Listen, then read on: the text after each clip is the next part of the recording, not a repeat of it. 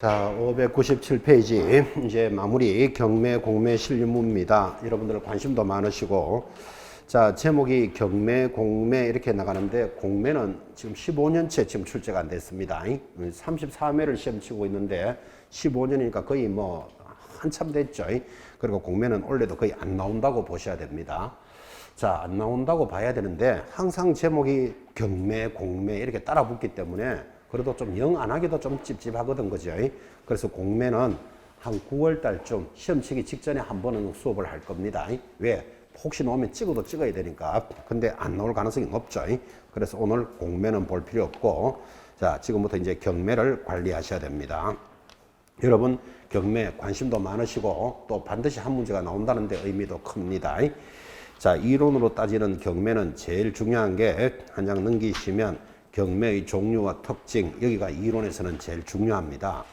우리 교재는 친절하게도 경매의 종류를 4가지로 구분해 줍니다. 자, 내려가면 1번 임의경매 찾으셨나요? 동그라미 하시고 옆에 담보권 실행을 위한 경매, 그 말을 암기하셔야 됩니다. 제목을.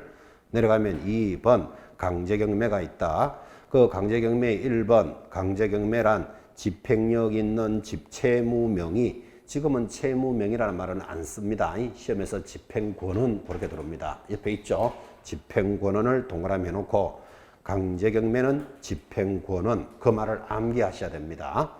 오른쪽으로 가서 세 번째 재경매가 있다. 재경매 동그라미. 그리고 네 번째 신경매가 있다. 신경매 동그라미 합니다. 자, 그래서 이론상으로 제일 중요한 지금 경매의 종류와 특징이 지나가고 있는데, 경매의 종류가 중요합니다 했고, 자, 첫 번째 무슨 경매가 있습니까? 제목 기억하셔야 돼요. 강제경매. 순서를 달리해서 강제경매.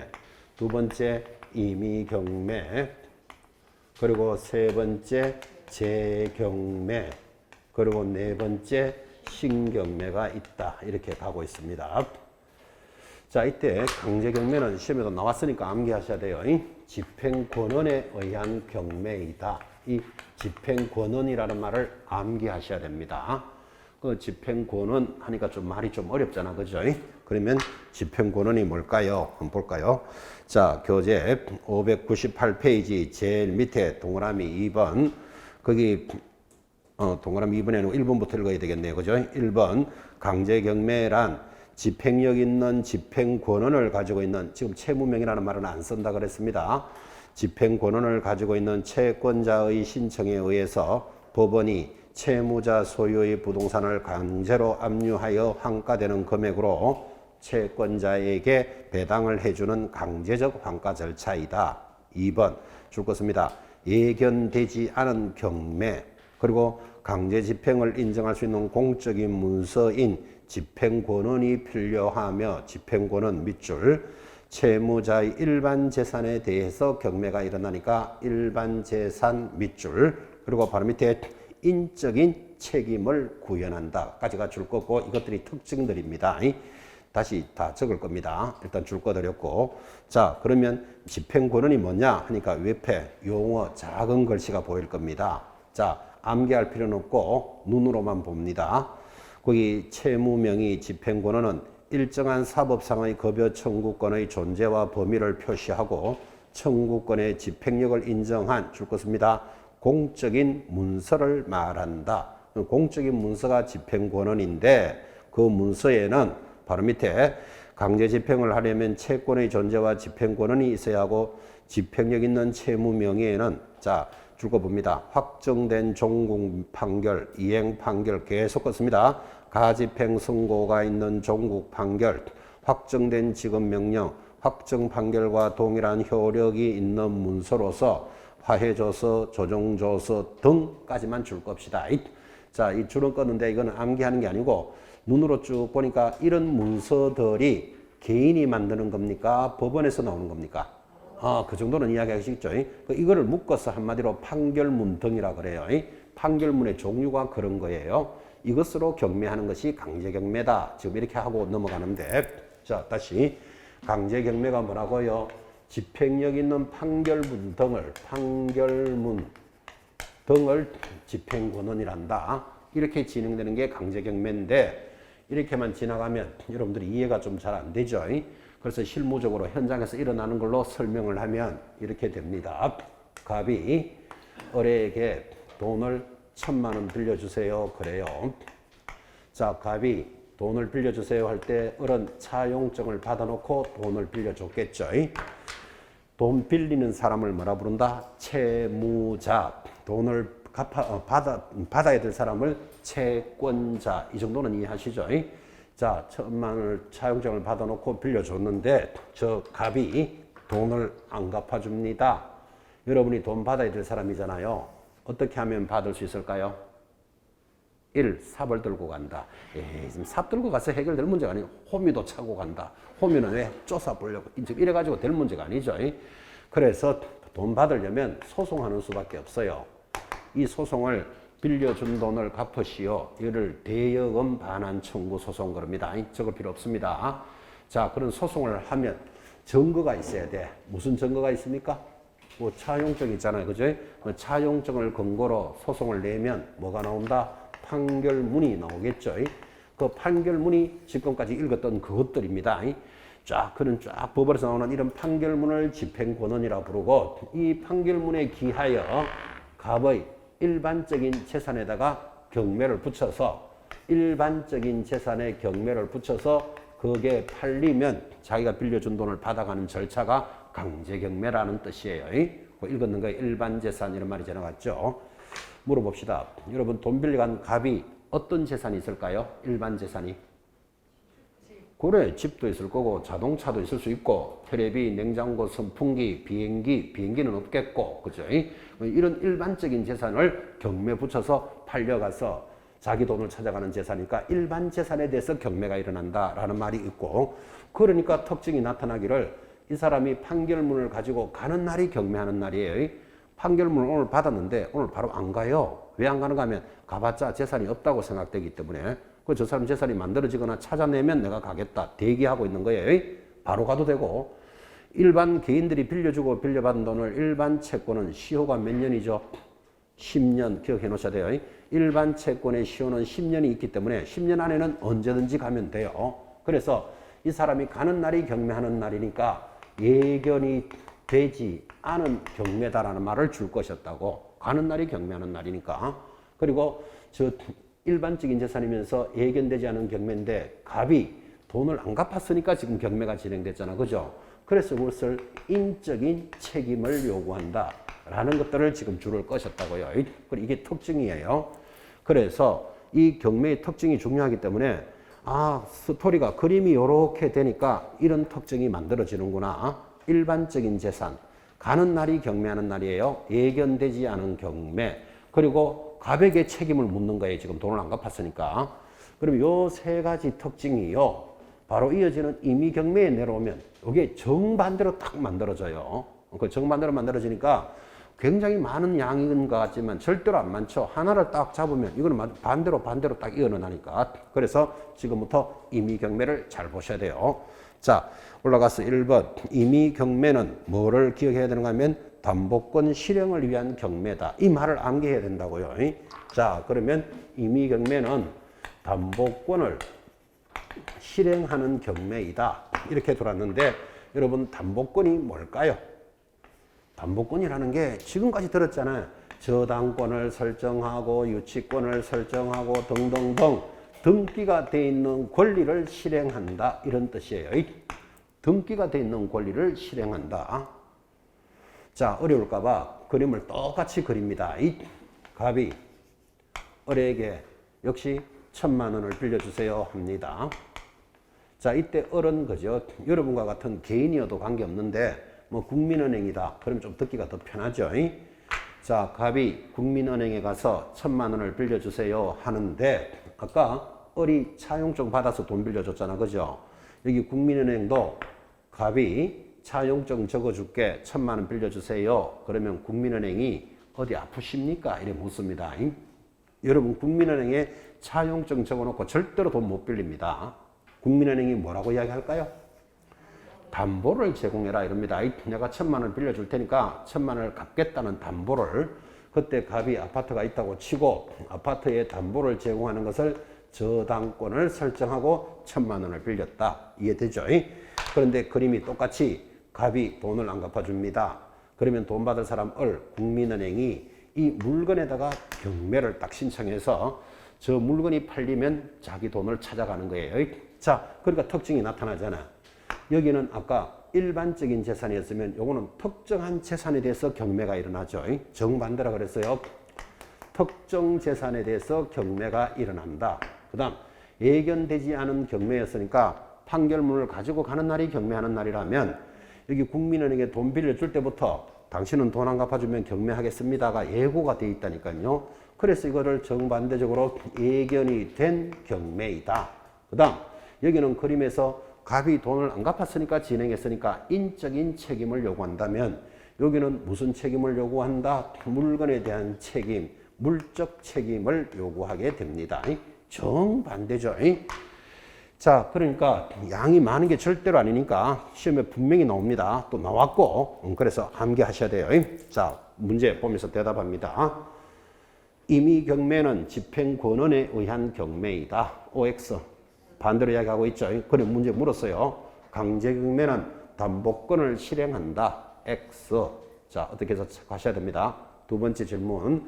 일반적인 재산이면서 예견되지 않은 경매를 임의경매란다. X예요. 강제경매를 설명한 거예요. 다시 특정한 재산에 대한 경매로서 물적인 책임을 요구하는 것 강제경매이다. X 임의경매예요. 정반대로 돼 있다니까요. 그래서 의식을 해보시는데 자, 그럼 여기까지 두 개를 해놓고 여러분이 잘 이해했는지를 이렇게 물어봅니다. 지금 현장에 나가면 내가 우리 집이 경매 넘어갔다 또는 내가 경매로 땅을 하나 사고 싶다 라고 경매라는 말을 할 때는 강제경매다, 임의경매다.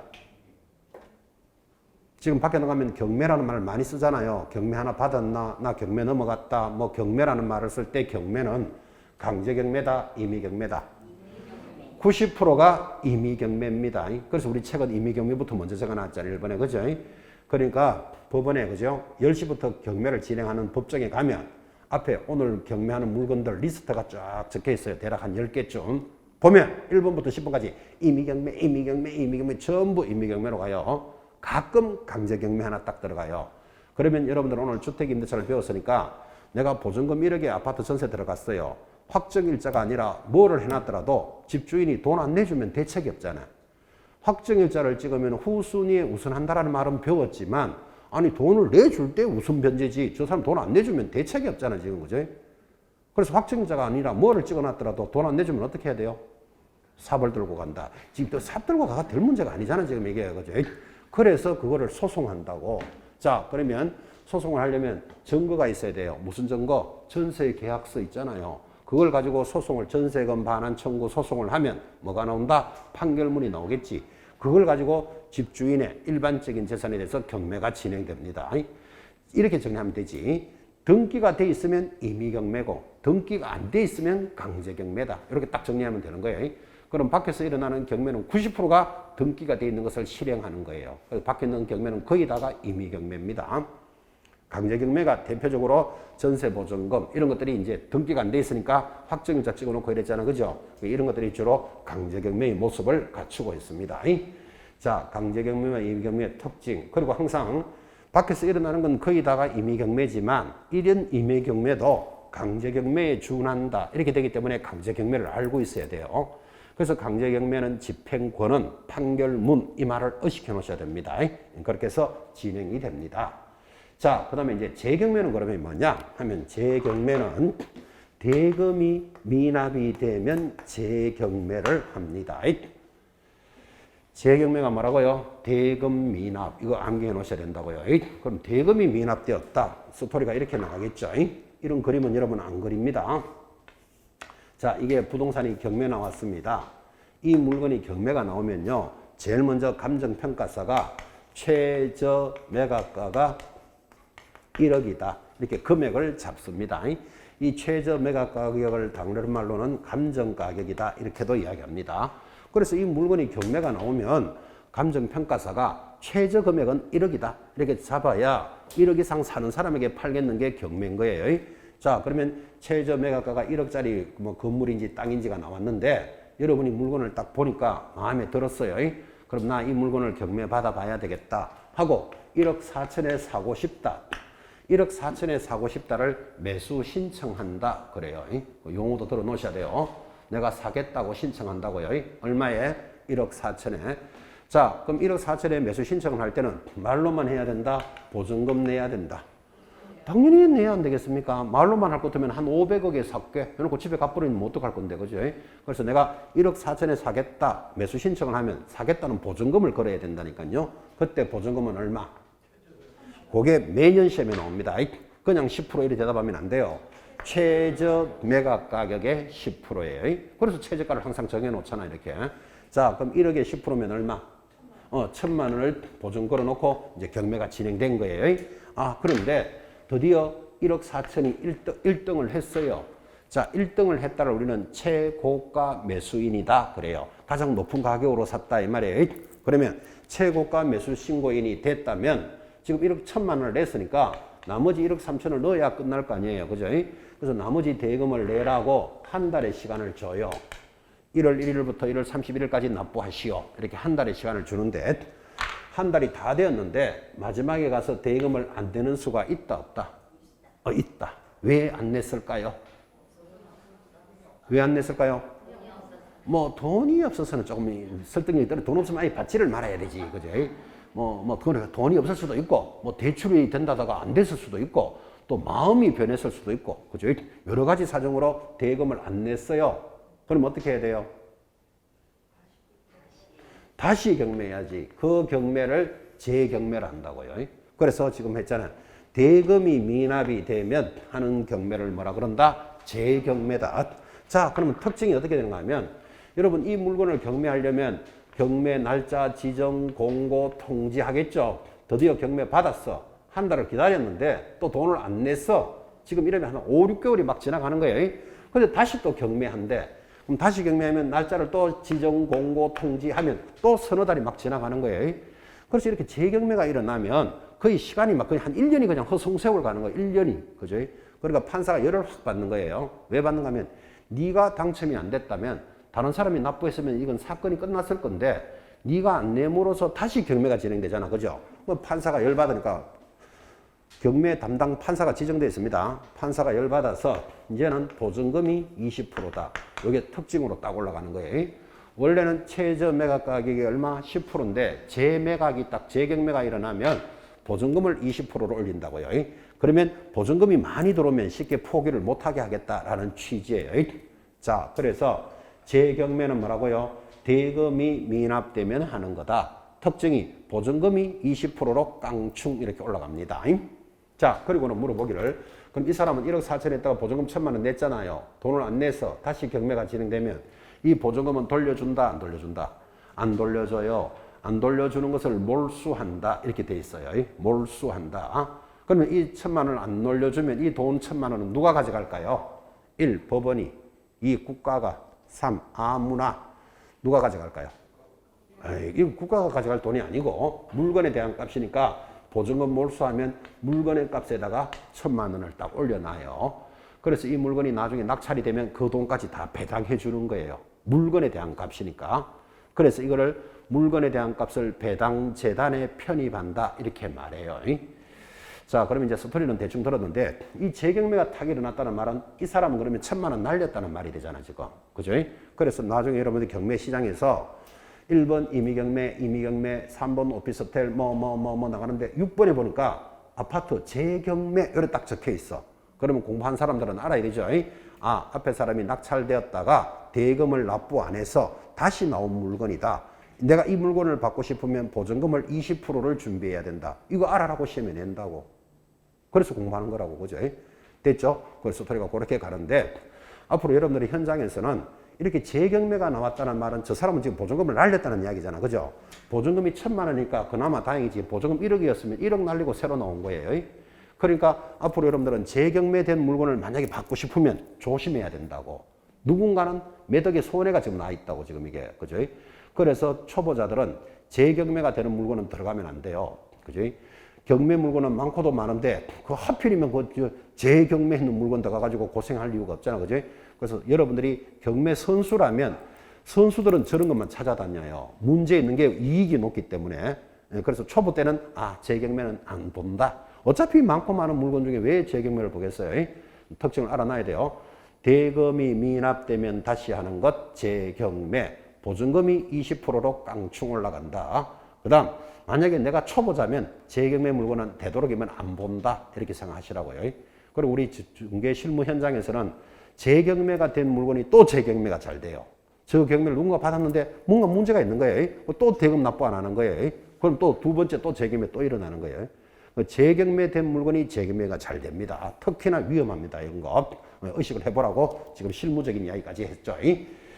자, 재경매는 대금이 미납되면 다시 하는 거다. 보증금이 얼마? 20%로 깡충 올라간다. 신경매는 두 가지가 있어요. 신경매는 하나는 유찰이 되면 하는 경매, 신경매. 두 번째, 불허가 받으면 신경매가 일어납니다. 자, 이런 이야기를 하는 것 같습니다.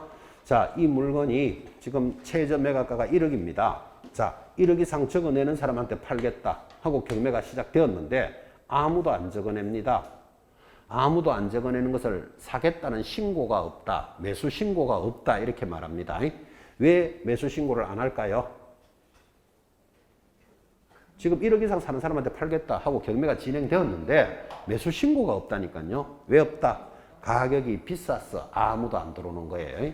자, 비싸서 아무도 안 들어오면 뭐라고 부른다? 유찰되었다. 이런 말 들어봤습니까? 자, 한번 유찰이 되면 비싸서 유찰됐으니까 반드시 DC를 20에서 30%를 합니다. 통상 30% 합니다. 자, 그럼 1억에 대해서 30% DC하면 3천만 원 빼고 7천만 원부터 다시 하겠다. 이것을 신경매라 한다. 이 말이에요. 유찰되면 하는 경매. 뭐라고요? 신경매. 특징이 DC를 한다고. 가격을 깎는다고. 그죠? 비싸서 유찰되기 때문에. 그러면 얼마를 깎아줍니까? 이거는 법원마다 달라요. 예를 들어서 서울지방법원에 여기에 경매 1개, 2개, 3개, 4개, 경매가 11개인가 이렇게까지 있는데 이 경매 2개에 있는 물건은 몇 개 안 남았어. 몇 개 안 남았으면 떨어지는 율을 쫀쫀하게 떨어져야지 파는 쪽에서는 되도록 가격을 많이 받는 게 원하잖아. 그죠? 근데 경매 물건이 많이 쌓여 있어요. 그러면 30%씩 툭툭툭 떨어져. 그죠? 그래서 그때 판사가 판단해요. 그러니까 몇 프로 DC 해주는데 이런 건 시험에 물을 일이 없지. 또 이 사람은 30% DC 해주고 이 사람 10% 해주고 그럴 일도 없잖아. 그죠? 나는 단지 저 물건 내 마음에 드나 안 드나만 보면 되는 거예요. 그죠? 그런데 유찰이 되면 반드시 DC를 한다고. 대충 20에서 30% 정도 DC합니다. 한번 더 합시다. 자, 그러면 7천만 원까지 내려왔어. 그래 또 다시 경매가 시작됐는데 또 매수 신고자가 아무도 없어. 왜 없을까요? 아직도 비싸다고 생각하니까 아무도 안 들어오는 거예요. 안 들어오는 게 뭐라 그런다? 유찰되었다. 그러니까 이제 2회 유찰되었다 이렇게 말하는 거예요. 특징이 뭐다? DC 한다니까. 그러면 통상 30% DC 하면 37이 21, 2100만 원 빼고 4900부터 다시 하겠다. 이런 경매를 뭐라 그런다? 신경매. 감 잡았습니까? 그래서 신경매가 일어나는데 현장에서는 신경매 많이 합니다. 왜 많이 하는가 하면 여러분 이 물건이 경매에 나오면 보통 경매로 사는 사람은 되도록이면 싸게 사고 싶은 게 희망사항이잖아. 그죠? 그런데 첫 번째 유찰시켜버리면 무조건 30% 깎아서 새로 시작하잖아. 그죠? 그래서 첫 번째 경매에 되는 확률이 대부분 사이트에 보면 한 15% 정도밖에 안 돼요. 85%는 유찰된다 이 말이에요. 지금. 그죠? 한번 유찰되면 30% 깎아서 새로 시작하잖아. 지금. 그죠? 그래서 이렇게 흘러가는 것을 신경매라 합니다. 그런데 이제 대부분이 이제 통계를 오랫동안 내보니까 경매를 처음 시작해서 되는 확률이 15%밖에 안 된다 그랬잖아요. 그럼 85%는 무조건 유찰되잖아. 그죠? 그러니까 또 이게 날짜를 잡아서 유찰됐으니까 다시 경매하겠다고 날짜 잡고 통지하면 또 두서너 달이라는 시간이 막 지나간다고. 그러니까 아예 처음부터 30%를 DC하고 해버리면 더 편하잖아요. 이 한 번 두 달의 시간을 아낄 수 있잖아. 그죠? 그래서 이제 앞으로 미사집행법을 어떻게 바꾸는가 하면 최저 매각가가 1억이다. 그러면 아예 30% 깎아서 7천만 원부터 지금 시작하겠어. 이렇게 한다고. 그러면 두 달의 시간을 아낄 수 있잖아. 그죠? 7천만 원부터 하면서 마음에 드는 사람은 1억 5천을 적든지 1억 8천을 적든지 자기가 알아서 적으면 되는 거니까 두서너 달의 시간을 아끼게 됩니다. 그건 경매를 활성화시키겠다는 뜻이에요. 그래서 그렇게 법이 딱 개정되면 무조건 그것도 시험 문제예요. 지금은 이렇게 가요. 여러분들 일단 합리적이라고 생각하죠. 첫 번째 확찰되는 확률이 15%밖에 안 되니까 아예 이거를 30% 깎아서 시작해버리면 오히려 낙찰이 빨리 끝나잖아. 물건이 그러면 채권자, 채무자의 권리가 빨리 정리가 되잖아. 지금 그죠? 민사집행법을 그래 바꿀 예정이에요. 그러니까 곧 바뀔 거예요. 그래서 경매하시는 분들 중에서는 보면요. 무조건 첫 번째 나오는 거는 무조건 안 본다. 자료에. 그죠? 만약에 오늘 경매 시작하는데 이게 첫 번째 신건이라 그럽니다. 새로 나온 물건은 무조건 안 봐. 그 다음에 이제 두 번째부터 자기 물건을 찾는 사람이 많아요. 경매 물건이 많고 많잖아요. 아파트, 토지, 상가, 공장, 뭐 과수원 5만 개 다 많으니까 그걸 다 일일이 보고 확인하려는 게 힘들잖아. 그러니까 무조건 신건은 안 봐. 이래 보면 반이 확 빠져버린 거예요. 그러다 두 번째부터 나는 경매 들어갈 거야. 그 중에서 내 마음에 드는 물건을 찾는다. 이런 분들도 많아요. 신건에서는 어차피 15%반 정도밖에 안 되기 때문에. 자, 이렇게 일어나는 게 신경매의 모습이라면 지금 불허가 받으면 신경매 한다 그랬잖아요. 불허가라는 말은 지난주 공부했어요. 자, 이게 농지라고 칩시다. 여러분, 농지를 경매로 낙찰을 받으면 일주일 안에 농취증 갖다 내야 돼요. 자, 그러면 이거 농지를 내가 낙찰을 받았어. 1억 4천에 받았는데 일주일 내로 뭐 갖다 내야 된다? 농지 취득 자격 증명 갖다 내라 그랬죠. 근데 못 갖다 냈어요. 못 갖다 내면 어떻게 될까요? 불허가 받겠지. 그죠? 불허가 받으면 다시 경매해야 돼. 그때 특징은 뭐다? DC가 없어요. 처음부터 다시 하는 거예요. 그래서 신경매의 모습을 익히는데, 자, 여기까지만 이해해도 문제가 하나 만들어졌죠. 신경매가 일어나면 항상 가격을 저감한다. OX. X. 유찰됐을 때는 저감하는데 불허가 받으면 저감하지 않습니다. 처음부터 다시 합니다. 자, 그러면 만약에 농지라고 치고 내가 1억 4천에 낙찰을 받았는데 보증금 1,000만 원 냈겠죠. 근데 농취증을 못 갖다 내서 불허가 받았어요. 그럼 보증금 돌려준다, 안 돌려준다? 당연히 안 돌려줍니다. 보증금은 뭐 한다? 몰수한다. 그죠? 불허가 받으면 보증금 몰수하는 거예요. 그럼 이 보증금은 누가 가져가요? 역시 재단에다가 편입해 놓는다고. 물건 값에다가 딱 올려 놓는다고. 이해하시겠죠? 그래서 이렇게 진행이 되니까 이제 이런 현상도 이해할 수 있겠죠.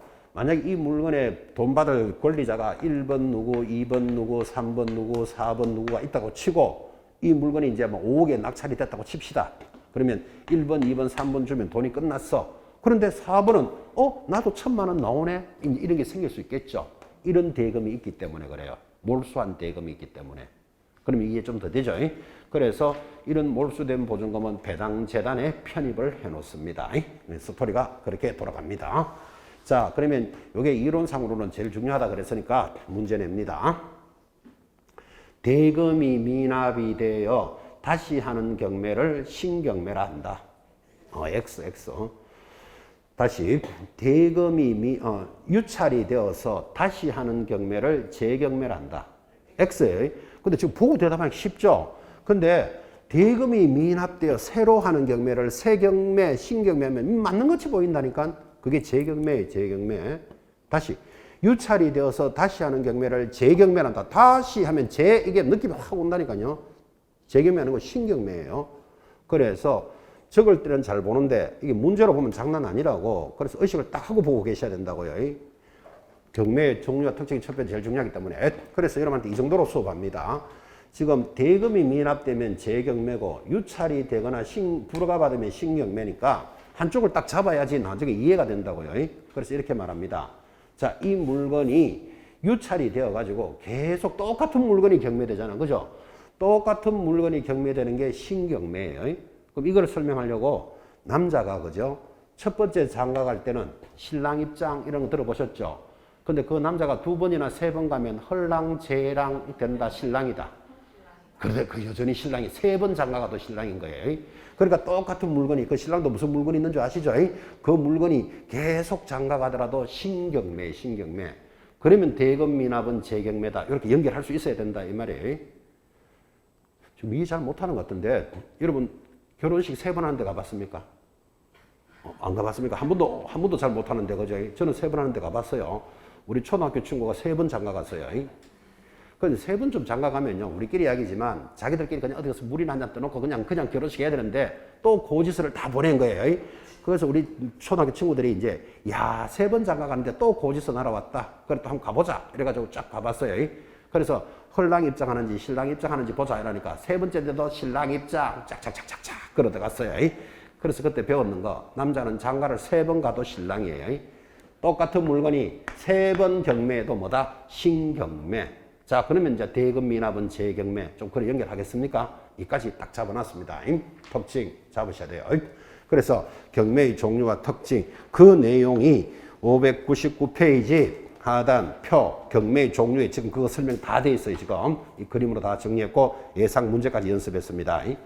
경매의 종류표 보이시죠? 별표 딱 해놓고 자 이제 넘어가면 경매의 절차 가는데 이 경매의 절차에서 오늘 중요한 걸 하나 공부할 거예요. 어디까지 가셔야 되는가 하면 여기입니다. 여기 최저매가 있고 자 여기 봅시다. 608페이지입니다. 자 608페이지 상단에 제목이 뭐라고 되어 있습니까? 개찰하는 말이 보이시죠? 그리고 최고가 매수신고인과 차순위 매수신고인을 결정하겠다 이런 표현이 보입니다. 자 지금 거기 3번의 제목이 거기 중요하기 때문에 이제 주제를 잡았는데 이렇게 되겠죠. 주목해 봅니다. 자, 이 물건이 최저 매각가가 1억이다. 생각 있는 사람은 적어내세요. 이렇게 하는 거예요. 그럼 쫙 적어내는 거예요. 자, 뭐 좋은 물건일수록 신청한 사람이 더 많겠죠. 그래서 자, 쭉 적어냈는데 여러분은 1억 3,500에 적어냈어요. 그런데 거기 1억 4천에 적어낸 사람도 있어요. 자, 1억 3,500에 적어내는 사람도 보증금은 1,000만 원 냈겠지. 자, 그러면 1억 3,500에 적어내는 사람을 보고 우리는 뭐라고 부르지요? 나가래 되었다. 이러면 뭐 차순위는 뭐 차순위? 지금 1등이 얼마?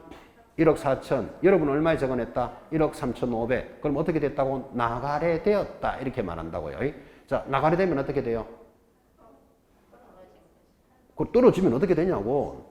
어떻게 되기는 보증금 받아서 집에 가야 되지 뭐. 됐죠? 뭐 개념 잡아봐요. 자, 우리는 1억 3,500에 적어냈는데 1억 4천이 있으면 우리는 나가래 되었다. 나가래 되면 보증금 받고 집에 가면 되는데 집행관이 이런다니까요. 앞에 있는 감독하는 사람이 집행관이 이 물건에 10명이 적어냈다고 칩시다. 1억 이상 생각 있는 사람은 적어내시오 하고 10명이 적어냈는데 경매는 항상 1등 아니면 2등만 필요하지 나머지는 필요가 없다고요. 그래서 불러준다고요. 1등 김갑동씨 1억 4천 나오시오. 이래 나옵니다. 2등 이열순씨 1억 3,500 나오시오. 불러줍니다. 그 다음 3등부터 10등까지는 안 부릅니다. 그냥 다 나오시오. 이런다고 신청한 사람들은. 그럼 3등부터는 그냥 나온 대로 봉투 그대로 돌려준다고. 그러면 이제 3등 이런 사람들은 나오면서 듣는다고요. 아, 내보다 많이 적어냈네. 내보다 많이 적어냈네를 알잖아. 그죠? 그리고 이제 오면 받아서 가고 봉투 열어보지도 않아요. 보내고 1등, 2등이 남았죠. 2등 보고 묻는다고요. 자, 당신이 2등인데 1등이 낙찰이 됐다가 마지막에 가서 돈을 안 내는 수가 있었죠. 자, 이래 되면 또 한 달을 기다리고 또 재경매하면 시간이 많이 가니까 당신이 차순위 매수 신고를 하렵니까? 이렇게 물어본다고, 항상. 그죠? 그럼 하고 싶으면 한다. 안 하면 안 한다 하겠지. 안 한다 하면 보증금 받아서 나가면 되는, 봉투 받아서 나가면 되고. 보통 한다 할까요? 안 한다 할까요? 거의 안 한다 합니다. 왜 그런가 하면 내가 만약에 한다 그랬다 치자고요. 한다 이러면 내가 한다 했는데 1등 했는 사람이 보증금 내버렸다. 나머지. 그럼 나는 꽝이잖아. 그럼 기다렸다가 괜히 그때 받아갖고 나간다고. 그래서 보통 차순위 하겠습니까? 하면 거의 안 한다고. 바로 받아서 차라리 다른 물건 받으러 가는 게 훨씬 이익이기 때문에. 그래서 대체적으로 차순위 신고는 안 합니다 하는데 가끔 하겠습니다. 이래버리면 1등이 깜짝 놀라는 거예요. 아니 저 인간이 왜 신고청하지? 내가 지금 돈 내지 말란 말이냐? 이제 오만 생각 다 든다고. 그래서 차순위 신고는 왜 했는가 하면 지금 이 물건은요 1억 3,500 이상 적어내면 무조건 손해야. 근데 이 사람 1억 4천에 적어냈잖아 지금. 그죠? 아, 이 사람 포기할 거다 알기 때문에 내가 차순위 신고하는 사람도 있고, 아니면 지금 500만 원 때문에 나가래 됐잖아요. 근데 이 땅은 내가 꼭 있어야 돼. 그러니까 밖에 나가서 차순위 해놓고 야, 내 600만 원 더 줄게. 포기 좀 해주세요. 난 이 땅이 꼭 있어야 된다. 그죠? 이렇게 하려고 차순위 신고하는 사람도 있고 자기 사정이 등등 있겠죠.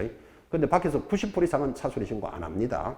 그래서 이제 1등이 결정이 되는데, 자, 지금 무슨 이야기를 하냐면, 그러면 2등이 차순위 신고를 해도 되는데 2등이라고 받아주는 게 아니고 차순위 신고에 대해서 중요한 말이 따라 나온다니까요. 그래서 거기 교재 608페이지 제일 밑에 봅니다. 자, 최고가 매수 신고인의 결정 해놓고 거기 보시면 아니다. 그 위로 올라가야 됐다. 제일 밑에 참고는 볼 필요 없고 608페이지 제일 위에 올라갑시다. 자, 민사집행법 114조 차순위 매수신고. 최고가 매수신고인의 매수신고인은 매각기일을 마칠 때까지 집행관에게 최고가 매수신고인이 대금 지급 기한까지 의무를 이행하지 아니하면, 자, 지금부터 줄 것입니다. 자기의 매수신고에 대해서 매각을 허가해 달라고 차순위 매수신고를 할 수 있다. 줄 것이었습니까? 그리고 바로 밑에 2번이 별표입니다. 그때 차순위 매수신고는 신고액이 최고가 매수신고액에서 보증금을 뺀 금액을 넘을 때만 할 수 있다. 이게 시험에 들어온다 이 말이에요. 이것 때문에 들어왔는데 지금 이야기하고 있습니다. 자, 지금 이제 2등이 좋다. 나 차순위 신고하겠소. 이러면 2등이라고 다 받아주는 게 아니고 최고가 금액이 지금 얼마라 그랬죠? 1억 4천에서 보증금을 뺀 금액, 보증금이 얼마죠? 1,000 빼면 얼마? 1억 3천 이상 적어내고 2등 해야 된다. 지금 이 말을 했다고요. 그러면 1억 3,500원 차순위 신고 받아준다, 안 받아준다? 요건 받아준다고. 그런데 1억 4천이 1등인데 1억 1천만 원이 예를 들어서 2등이었다면 이 사람은 2등이라도 차순위 안 된다 이 말이에요. 차순위 조건이 시험에 나온다고요. 뭐라고요? 최고가 금액에서 보증금을 뺀 금액보다 높을 때만 해준다고. 그럼 1억 3천 이상 적어내고 2등 해야 되니까 1억 3,500원 이제 2등이 되겠죠. 만약에 1억 3,500에 적어낸 사람이 만약에 2명이었다. 그게 이제 제일 밑에 참고표에 있는데 그건 보실 필요는 없지만 2명이었다. 그러면 추첨해서 가르는 거예요. 다시. 지금 1억 3천 이상 적어내고 2등 하라 그랬잖아요. 근데 1억 3천 이상 적어내는 사람이 예를 들어서 3명이 있다고 쳐요. 1억 3천 이상 적어낸 사람이. 그러면 그중에서는 제일 높은 사람이 차순이 되는 거예요. 거기에 대해서 이유 없죠. 근데 그 제일 높은 사람이 2명 이상이다. 그러면 어떻게 한다? 추첨한다고. 가위바위보 한다고요. 그래서 그 밑에 거는 참고표니까 참고로 보시는데.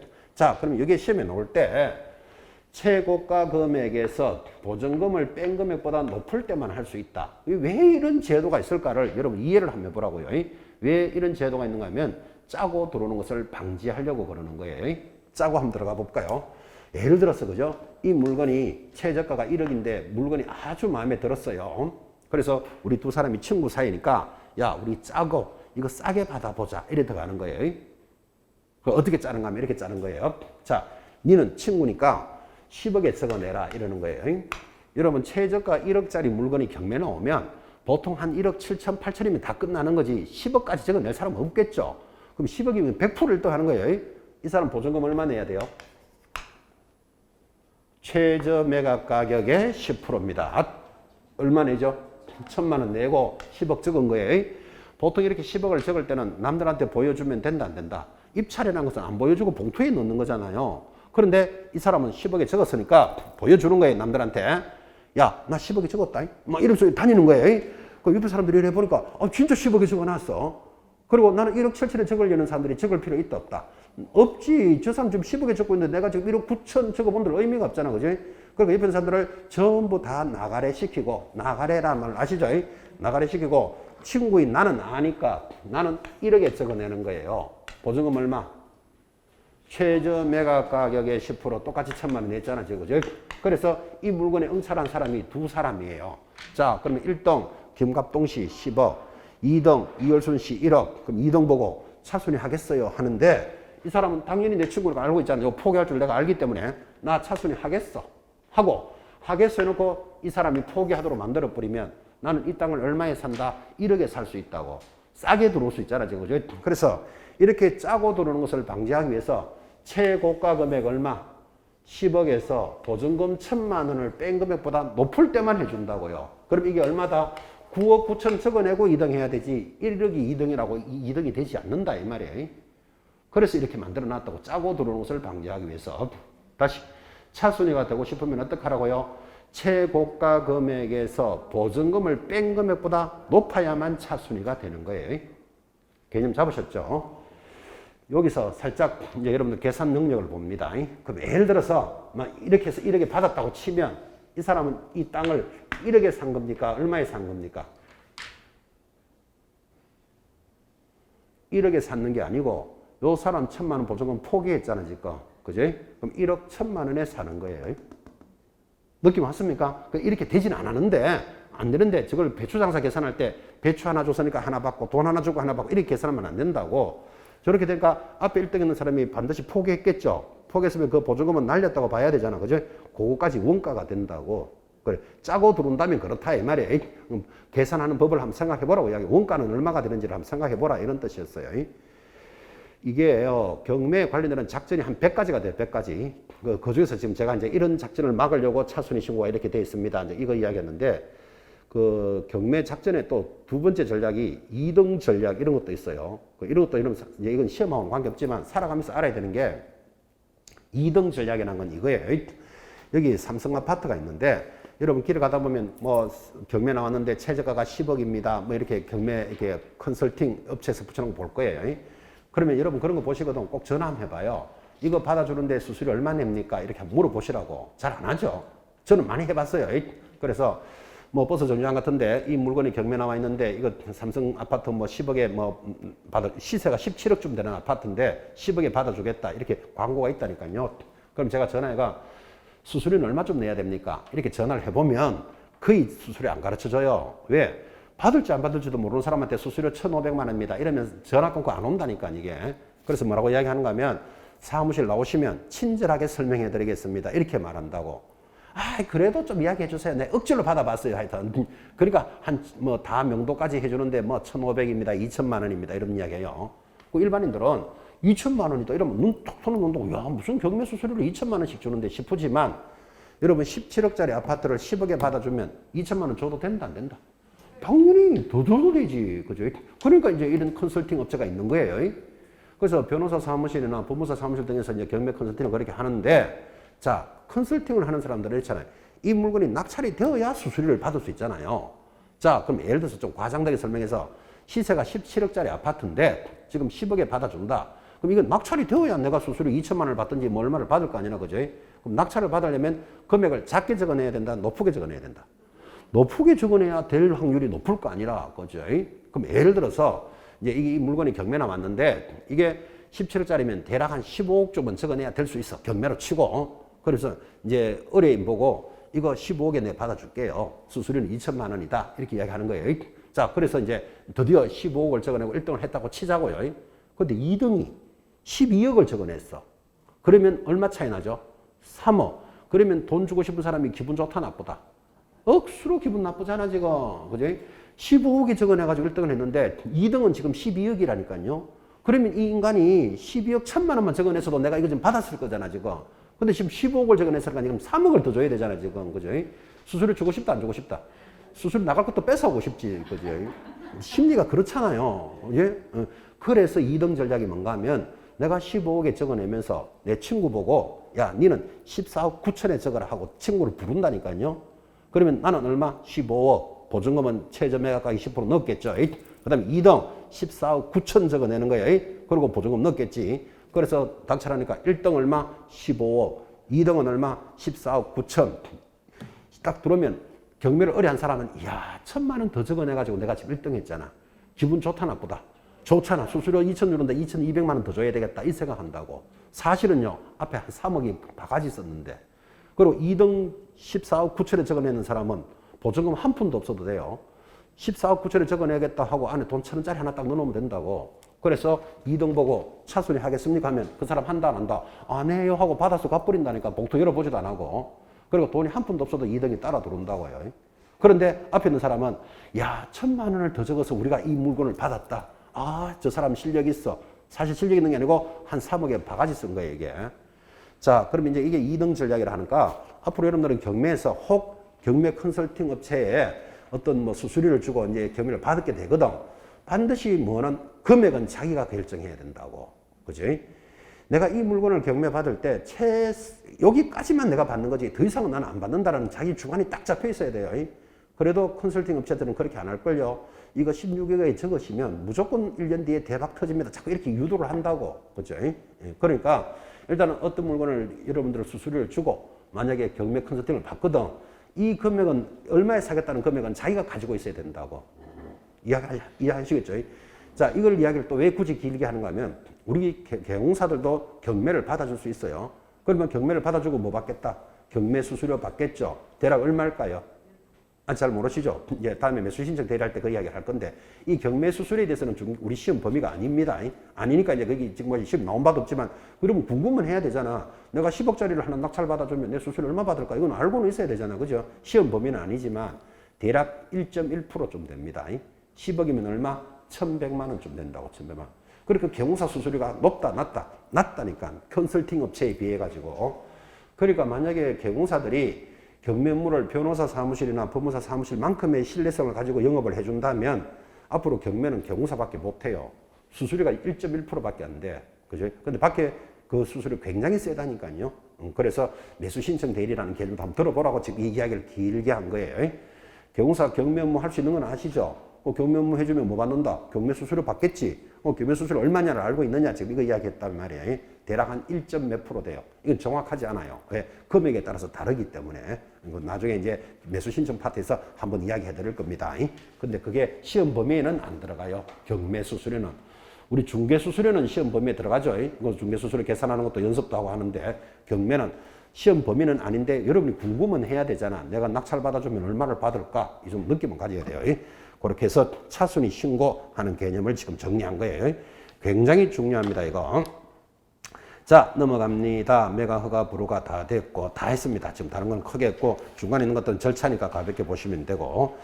자, 여기서 이거 하나 체크합시다. 612페이지. 자, 612페이지 보시면 중간에 제목이 매각 대금의 납부라는 게 보이는데, 자, 대금의 납부가 이거잖아요. 아까 내가 1,000만 원에 낙찰 받았다. 나머지 대금을 한 달 만에 내라고 그랬잖아. 그죠? 그 잔금을 납부하는데 안 내는 경우가 있다 그랬죠. 안 내면 뭐 한다 그랬죠? 재경매한다고 들으셨죠? 자, 밑에 제일 밑에 2번 잔대금 미납의 경우 한번 보시기 바랍니다. 잔대금 미납의 경우에는 차순위 매수 신고인도 없다면 다시 입찰을 하는데, 이거를 갈로 열고 뭐라고 돼 있다? 재매각 돼 있잖아요. 아까 우리 수업할 때는 뭐라고 했죠? 재경매 그랬잖아요. 그래서 이 경매라는 말은 용어고 재매각은 법률 용어예요. 같은 말이라는 걸 보라고 증명한 거예요. 이렇게 재매각, 재경매가 되면 갈로 열고 밑에 지연이자 연 20%를 포함하여 소유권 취득이 가능하다 해서 보증금도 20%로 탁 올라가게 됩니다. 지연이자 이런 개념도 보이고, 용어를 들으셔야 돼요. 재경매를 다른 말로 뭐라 그런다? 재매각. 그럼 여기 신경매를 다른 말로 뭐라 그런다? 신매각. 그렇게도 이야기하겠지, 그죠? 경매 용어를 익히고 있습니다. 배당 됐고. 자, 다 했습니다. 나머지 크게 의미 없고, 그 다음에 다 됐고 넘어가면, 그건 다 수업했던 것들이기도 합니다. 620페이지에 보시면, 자, 620페이지가 한국자산관리공사 캠코라고 합니다. 캠코에서 공매가 있는데, 이 공매는 언제쯤 본다? 한 9월 달쯤 보자 그랬고, 안 봐도 관계없다. 15년째 안 나오고 있습니다. 공매라는 있다는 파트는 있다는 건 보셔야 돼요. 그 다음에 넘어가면 622페이지, 거기 매수 신청 대리 해놓고 대부분 규칙이다. 갈로 이렇게 돼 있죠. 그죠? 그래서 우리가 범위가 중개사법만 공부하는 게 아니고 대부분 규칙이라는 것도 하나 들어와 있어요. 이를 매수 신청 대리라는데, 그 옆에 작은 글씨 28, 29, 30, 31 이렇게 계속 출제되고 있죠. 그죠? 무조건 한 문제가 나오는데, 오늘 수업은 여기서는 안 할 거예요. 왜 안 하는가 하면, 자, 여러분들이 자격증을 공부를 하셔서 자격증을 따고 나면, 자격증을 딴 사람은 언젠가는 중개업을 할 예정이죠. 자, 지금까지 배우셨습니다. 항상 이 끝부분을 하면 앞부분이 가물가물하고, 앞부분 하면 또 뒷부분이 가물한데, 자격증을 따서 중개업을 하려면 뭐 해야 된다 합니까? 등록해야 된다. 이렇게 한 달 내도록 공부했습니다. 등록은 어디 가서 합니까? 사무소가 있는 시장, 군수, 구청장, 등록관청에게 등록을 하면 며칠 만에 등록해 준다? 7일 들으셨어요? 7일 만에 등록을 하면 그 사람을 보고 뭐라고 부른다? 개공사다. 이렇게 부른다고요. 그래서 우리 용어의 정의, 개공사는 등록한 자예요. 이 사람들로부터 이제 중개업이 시작되는 거예요. 자, 그러면 개공사가 됐는데, 나는 중개업만 하는 게 아니고 경매 업무도 하고 싶어. 경매로 배웠으니까. 그러면 경매 업무도 하려면 반드시 등록하도록 돼 있어요. 그래서 등록을 어디 가서 한다? 지방법원장에게 등록을 하면 14일 만에 등록증을 교부해줘요. 무슨 말을 하는가 하면, 지금 보고 있는 매수 신청 대리는 중개사법을 뺏겨서 그대로 만들어 놓은 거예요. 예를 들어서 중개업을 하려면 등록해야 된다. 경매하려면 등록해야 된다. 어디 가서 법원에 가서 착착착착 이렇게 만들어진다고요. 우리 중개업을 할 때 실무교육 받아야 한다고 들으셨죠? 실무교육 누가 합니까? 시도지사가 시간은 28에서 32시간 진하게 공부하셨죠. 그럼 교육을 받아야 중개업을 할 수 있잖아요. 그럼 여기도 경매 업무 하려면 별도로 교육을 받아야 한다. 이렇게 착착착착 만들어져 있다고. 그때 교육은 법원 행정처장이 정하는 기관에서 교육을 받는다. 이렇게 나간다고요. 그러면 매수 신청 대리를 익히려면 뭐가 돼 있어야 된다? 중개사법이 딱 잡혀 있어야 돼요. 그래서 이제 겨우 중개사법 1, 2, 이제 3, 4월 마감하고 있잖아. 그죠? 그래서 이제 다음번 수업에서는 요약 강의, 심화 강좌에서 중개사법 다시 또 공부하겠죠. 하고 이것도 당연히 비교해서 공부한다. 이 말이에요. 법인은 중개업을 할 때 보증 얼마 가입합니까? 2억. 이거 아시죠? 공인중개사는 1억. 부칙 6조는 1억. 자, 중개업을 할 때 보증 금액에, 근데 이자들이 경매 환물 하려면 별도로 보증 가입해야 돼. 법인은 얼마? 똑같아. 2억. 공인중개사 1억. 부칙 6조. 그런 말 하면 안 돼요. 경매 못 해요. 그러면 법인이 중개업다고 경매하려면 모두 얼마 가입하고 4억 가입해야 되고, 공인중개사 1억 1억이면 얼마? 2억 가입. 이런 걸 공부하게 된다고. 그죠? 뭐가 돼 있어야 된다고요? 중개사법이 돼 있어야 돼요.